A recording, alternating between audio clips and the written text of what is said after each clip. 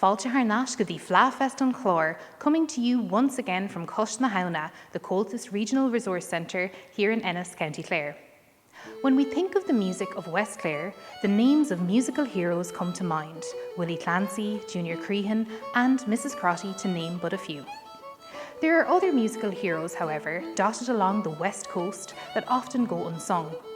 These are the small bars and pubs that for generations have offered a haven to local singers and musicians for their voices and instruments to be heard, and a place where locals and visitors alike can gather to share in the treasure of our unique cultural heritage.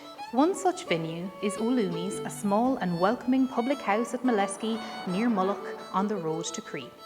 Comhaltas Archive brought their cameras there one January evening in 2007 and settled in for a great night of music, song and dance in the West Clare style.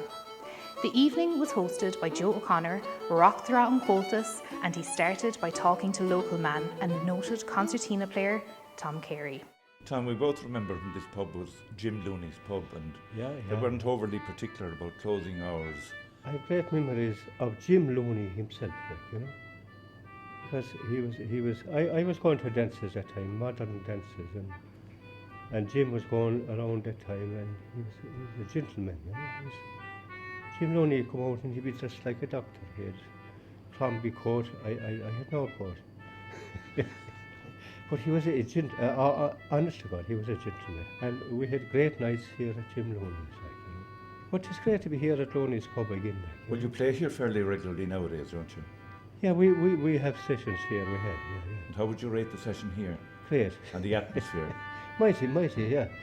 Because it's an old tradition, Looney's pub is back again, which was closed for years, and it is open again now, and thanks be to God it is open again. And the open fireplace adds that. I have noticed that you're always surrounded by young females wherever you go, Tom. What have you that the rest of us haven't got? But I tell you, they take compassion on me now. I get old, I don't know now, is that the full story? I get old, so I don't know, I won't talk about it, but they just love to play with me, and they're great musicians, and you know that.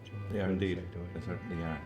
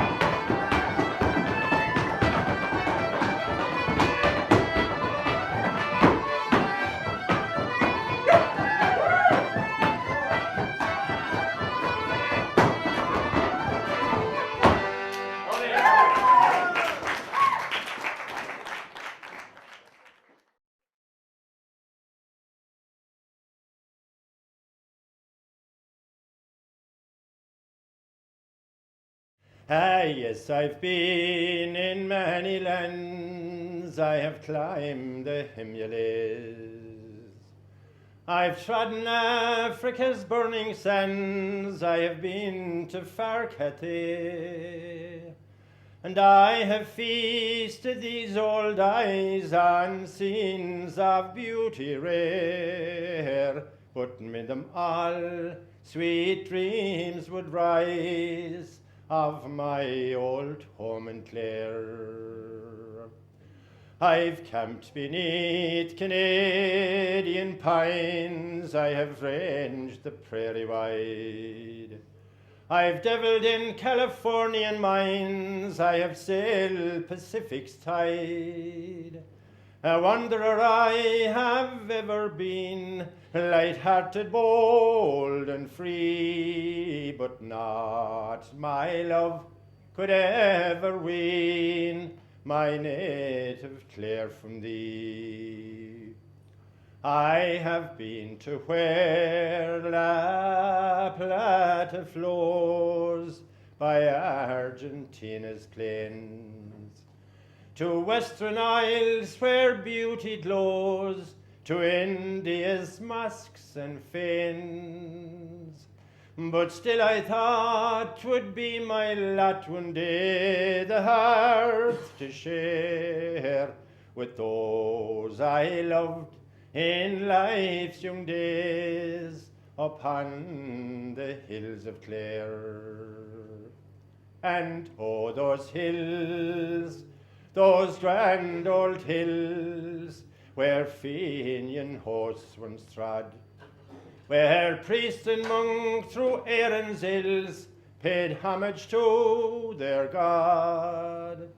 Those heather-clad sun-kissed ferny hills, soft swelling neath the skies bejeweled, with sparkling lakes and rills, uprose before mine eyes.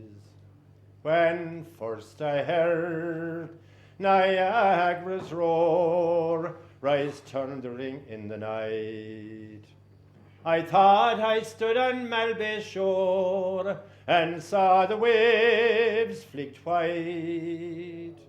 I heard the fierce wind's angry scream around the headlands bare, and saw the lightning's vivid gleam upon the hills of Clare.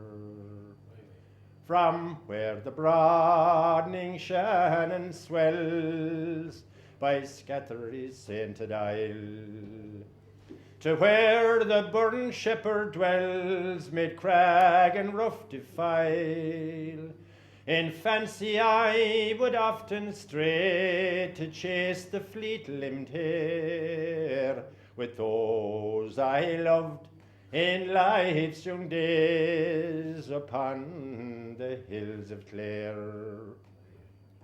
You'll see the purple heather above, the golden firs below, the Sally Grove, the fairy fort, the streamlet's rippling flow, the low-thatched cot, the open door, the turf fire's burning glow, and the dancers battering on the floor with laughter to and fro.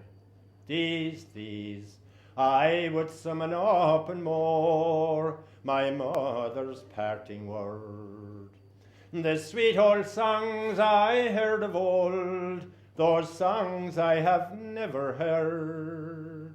The greeting kind, God save all here, the welcome frank and free, the weird wild tales I heard of old, of fairies and banshee. And now the old his hair of grey has cast o'er heart and head the fire that burned in life's young days, not entirely dead. And if kind heaven should will it so, my sword I yet will bear, to strike far motherland a blow upon the hills of Clare.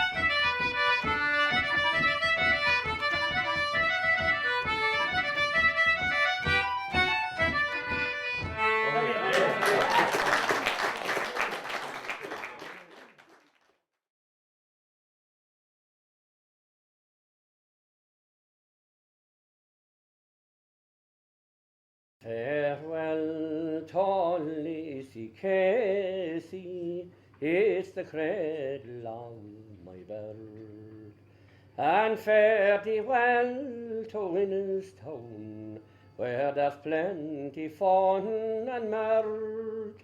Not forgetting Kildysart, with its woodlands evergreen, where many a Sunday afternoon I spent with my Colleen. I sailed from Londonderry in April '82, bound for Philadelphia, my fortune to pursue. I bade farewell to all fair maids and the girl I did adore, that I left broken hearted after me in the parish of Knockmore. As I gaze upon the ocean, I think of Knockaloch so blue. Carmorphy hills and Kilrush woods, all charming for to view, with Kilmihill and Sable Island, where the pudding is made galore. But there's none of these strong spirits allowed in the parish of Knockmore. On board the ship, about halfway out, a letter I will pin down, and every line that I'll pin down, I'll wet it with a tear. It's coming from a broken heart that ne'er knew grief before, since I parted with Annie Morphy in the parish of Knockmore. In bottle tight I'll seal this note in case the ship goes down, and nobody there will know of it until this message is found. Some earthly breeze might steer its course unto some foreign shore, and somebody there might be kind enough to send it to Knockmore.